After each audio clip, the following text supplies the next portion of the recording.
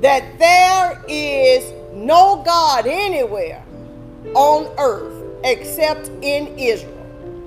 Please accept a gift from your servant. And this morning I just want to talk about from this text, desperate times calls for desperate measures. Desperate times calls for desperate measures. According to the Australian Pain Management Association, pain is the body's warning system when you are sick or injured. Pain is generally acute or chronic. Acute pain is simple to treat, and it tends to fade away as you begin to feel better. A broken bone, dental work, a cut or a burn may lend itself to acute pain, and it's temporary. But then there's something called chronic pain. It persists after the body should have been healed. Chronic pain does not tend to warn you that anything is going on in your body, such as an injury. It is often associated with rheumatoid arthritis, diabetes, cancer, shingles, fibromyalgia. Though these issues may not be a death sentence, I'm told that the chronic pain associated with them may make you wish you were dead, or at least cause you to want to kill somebody. One may think that it is strange that I, as a hospice chaplain who does not have a medical degree, would ask a patient about their pain level. We do that because we know that chronic pain may lead to psychological or even spiritual trauma. Just as Anne, one of my patients, who was in so much pain that she appeared to be delusional.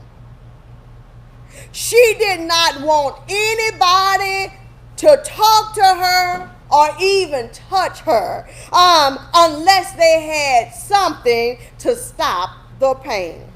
She described her pain level at a number that no one could count. She was willing to die or hurt someone if her pain was not managed. For this pain, she was desperate for anything, for anyone to help her, because this pain was so great that it wrecked her mind, her body, and her spirit. Her family told me that she was a fun, loving, strong mother and wife and grandmother and neighbor, but none of that seemed to matter because her pain was so intense that she needed a miracle. She was in a desperate situation and she needed desperate measures.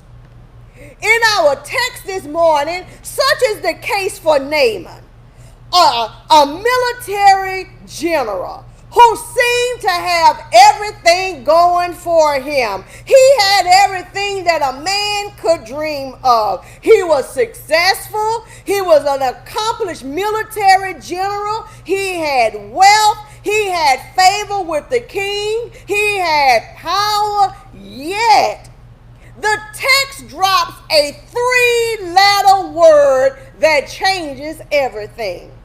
He was a great man, but he had leprosy.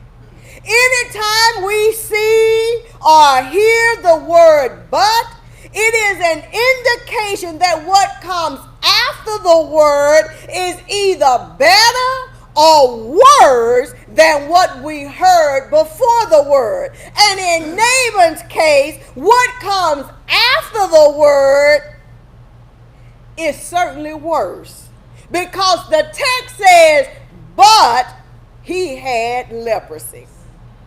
He was a great man, but he had a problem. He had a physical condition. The text tells me that Naaman was a commander of the Syrian army. He was a great man who had the king's favor. He was a highly highly regarded because through him the Lord had given great victories, but he had a skin disease.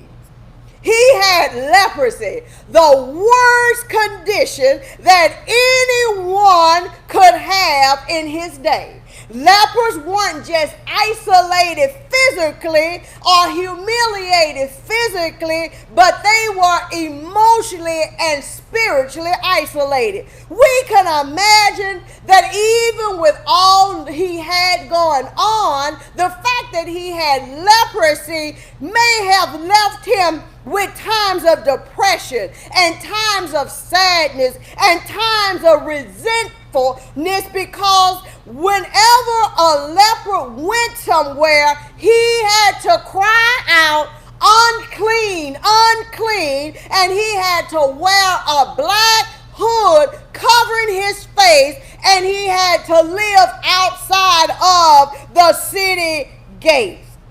Leprosy was terminal, meaning there was no cure. Much like today, those with AIDS or HIV carry the stigma of being unclean, dirty, contagious, and contaminated. Research suggests that Naaman was probably in the earliest stages of his disease because he was still able to function in his community and in his family. No doubt the people respected Naaman, but they would not touch him. People may have held him in high esteem because of his military strength and his power, but they would not touch him. His wife may have loved him, but she would not have sex with him. Nobody embraced him.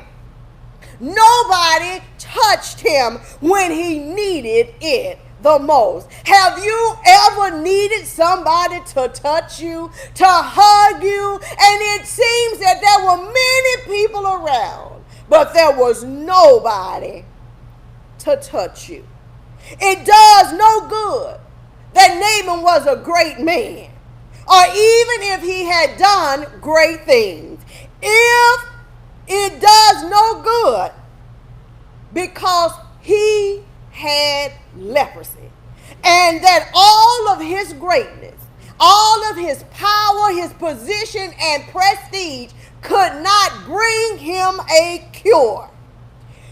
And he would eventually lose favor with the king. Lest you think that we are beyond Naaman's community, family, and friends, I want to ask, how many times have we avoided someone who may be sick? God forbid if they have HIV. Just hearing that somebody is HIV positive causes us to pause, and it prevents us from being with that person when they needed us the most. Just like that, Naaman was great, but he had a physical condition. He had a problem that rendered him socially isolated, humiliated, and embarrassed. His accomplishments, his Purple Hearts, and his other badges of courage could not save him. Naaman was desperate for a miracle. Naaman had a desperate situation, and desperate times calls for desperate measures. And wouldn't you know it? A slave girl, one considered the lowest and the weakest, knows who can help the military general.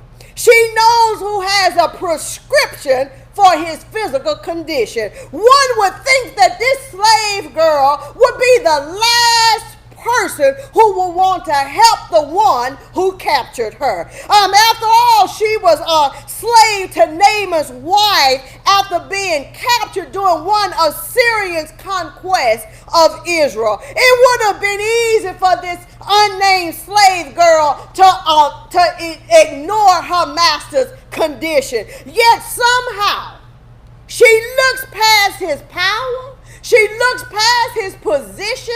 She looks past his prestige to see his pain. I don't know about you, but every now and then we need somebody to look past our faults, our failures, and our flaws and see our needs. You need someone to look past your facades and to look past your makeup to see your pain. Oh yes, we may not have a physical condition. We may look like we have it all together while in public, but when we go home, we cry ourselves to sleep.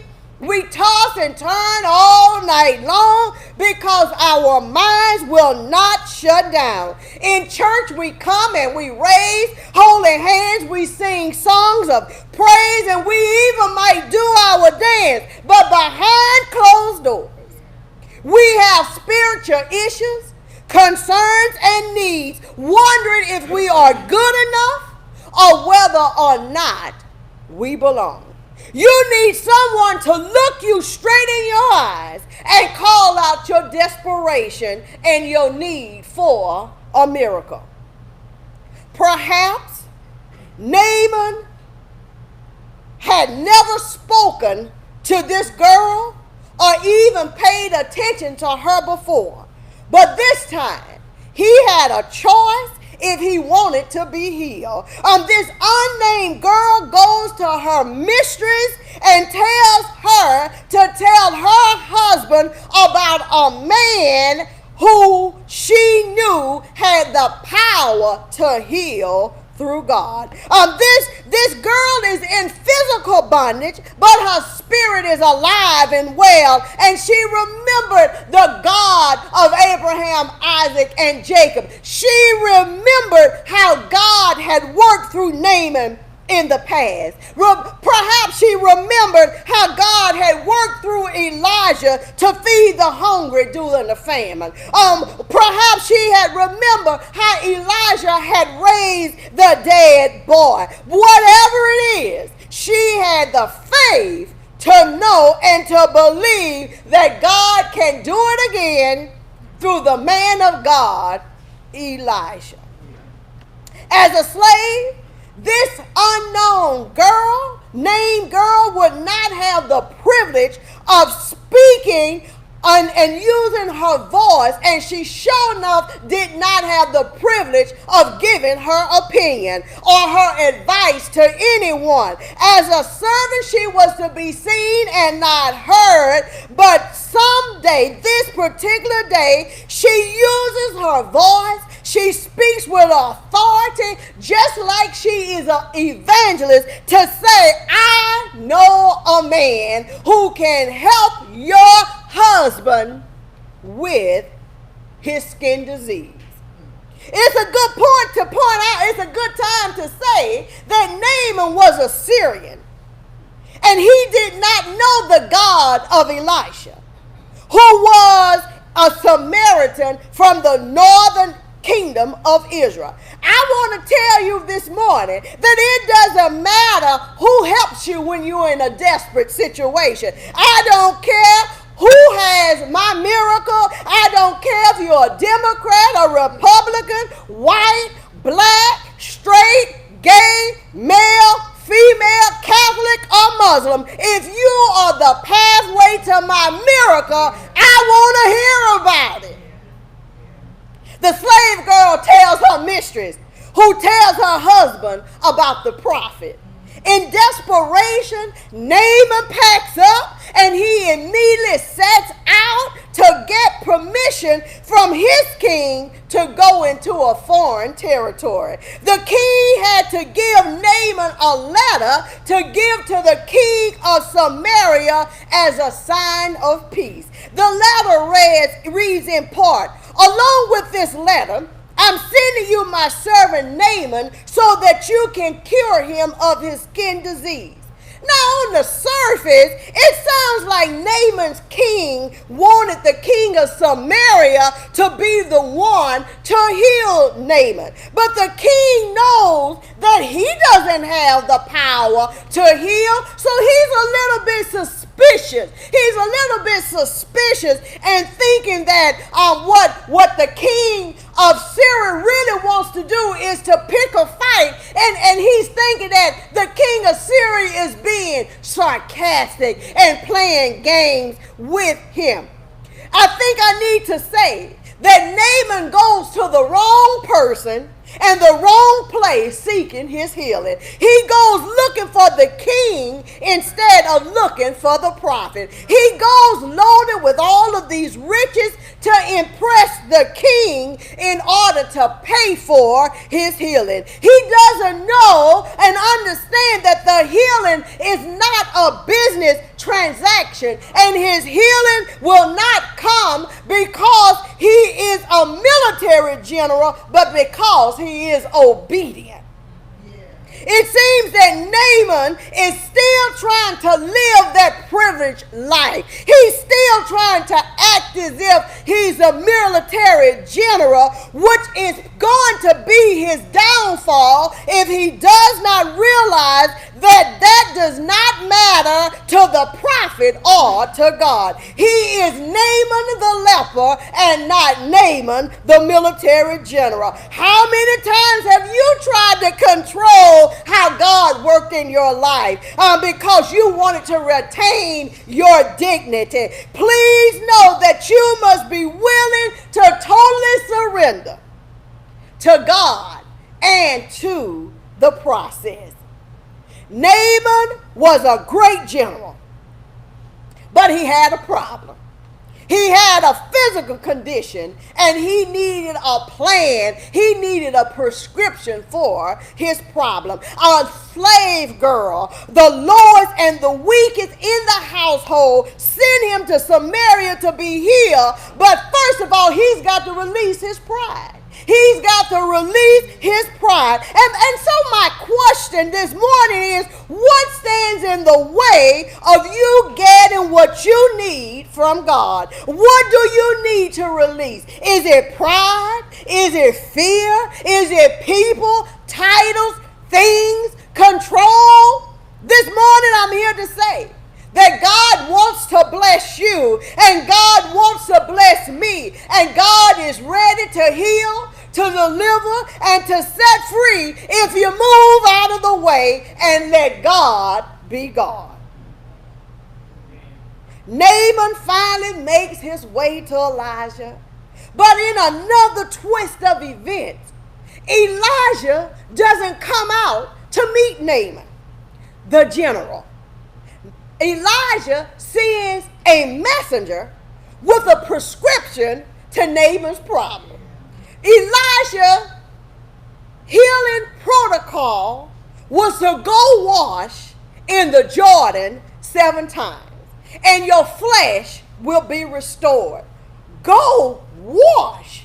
Naaman has traveled all of these miles to hear a servant say for him to go wash in the Jordan 7 times. Elijah's healing protocol was to go wash in the Jordan 7 times and your flesh will be restored. Naaman could not fathom it was just that simple. Is that all? Where is the magic? Where is the elaborate healing ritual? Doesn't Elijah know and see all of these horses and all of these men that is with me? I have all of these gifts, and all Elisha has is for me to go and wash in the muddy Jordan 7 times. That's like saying if you go to your doctor with a migraine headache and the doctor simply tells the receptionist to tell you to go home, take 2 aspirins, and call him in the morning. And that's what Elisha basically says. Go wash 7 times. That's just like your mama when you call, because my mama got all of these remedies. She got all of these remedies. You got chest pain, go drink some baking soda. Your toe hurt, go drink some baking soda. Everything is baking soda in warm water. You got digestion, baking soda.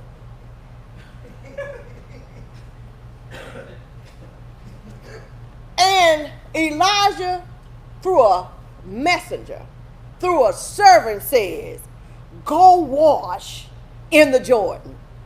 This is not what Naaman expected. Instead of getting something grand and elaborate, he got something simple and plain. He storms off angry because his pride would not allow him to go dip in the muddy Jordan River. This morning I want to suggest to you that many of us are just like Naaman. We want some grand event so that we can go live on Facebook, Instagram, or Periscope. Naaman can't update his Facebook status with pictures from the Jordan River, because you know on Facebook we have all the good stuff, So he could not go and upload a video of him going down to a muddy Jordan River. Instead of the show and the laying of hands that he wanted, Elijah's servant tell him to go and take a bath. The prophet has spoken. Naaman is asked to do something that he does not want or he does not understand. I have another question. How many times has God told us to do something that does not make sense to us? We don't understand it, and we try to control it and say, well, God, I know you said this, but let me go and do this. God, I know you told me to do this, but I really want to go this way. That's what happened to Naaman. But your healing, your miracle is not tied to your understanding. It is tied to your obedience. Our only response should be to submit to God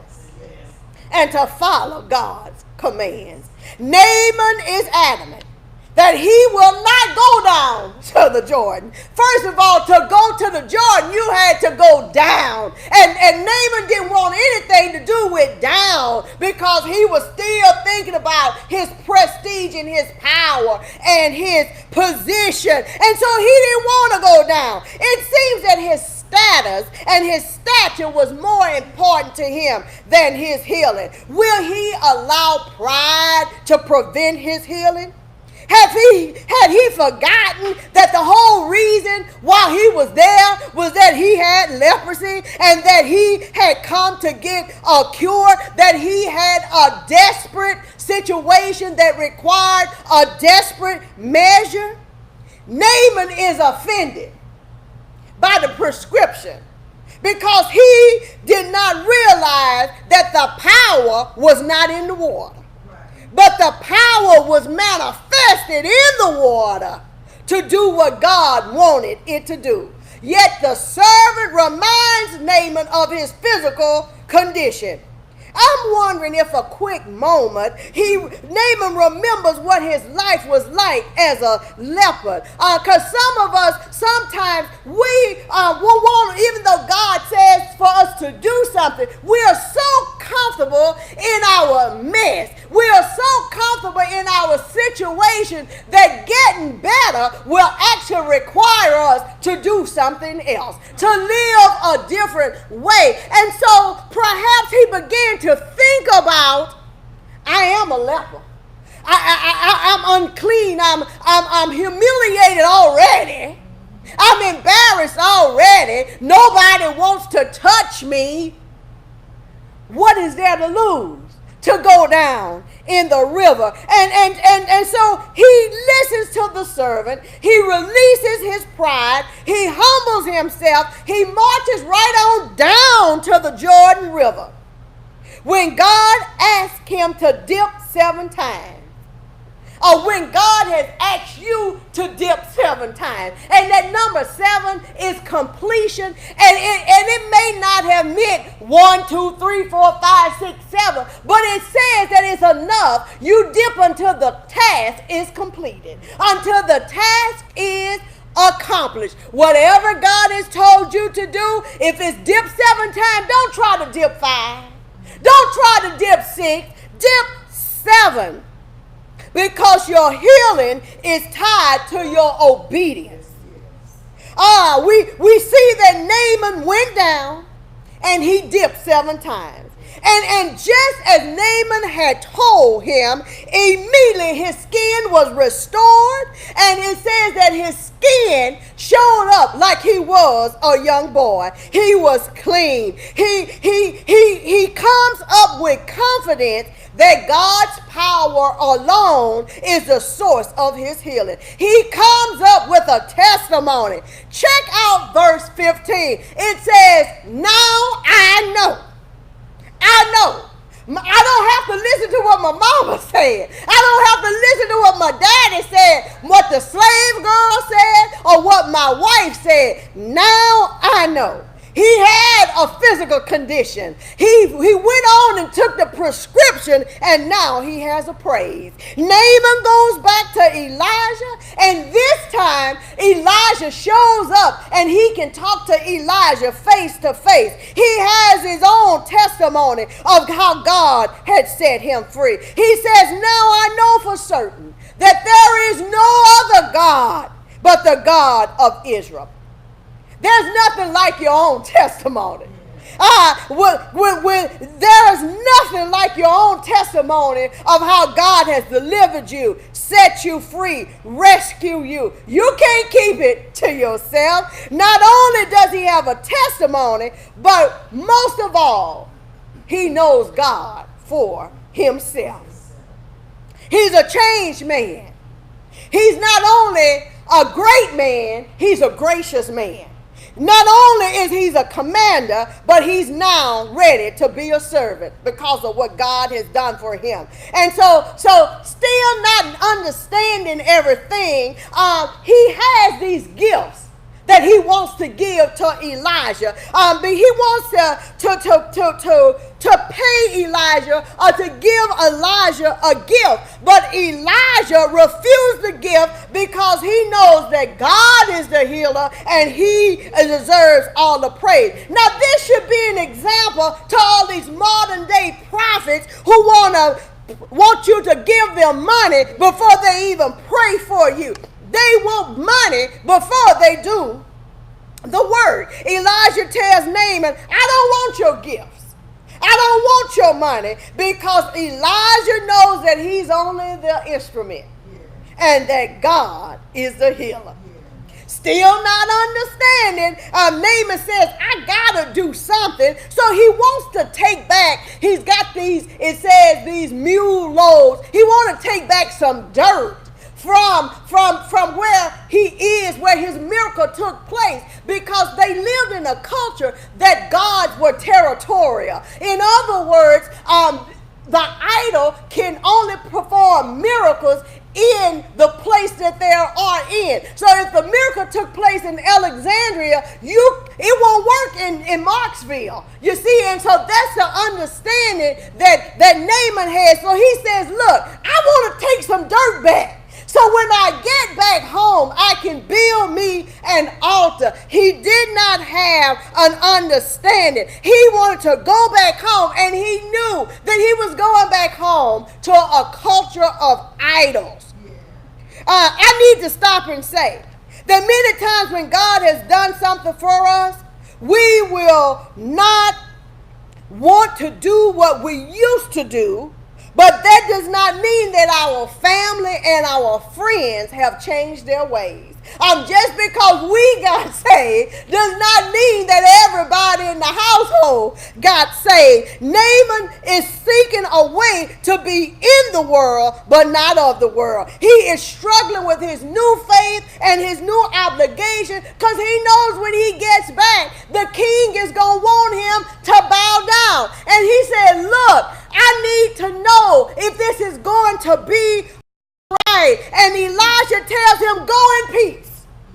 to stop fretting, to stop worrying. And I want to tell you that when a person first comes to the knowledge of God, they want to do everything so right and so perfect. They don't understand that this walk is a journey. It is not a marathon. You won't know it all. You won't get it all right. You will have some good days. You will have some bad days, but go in peace.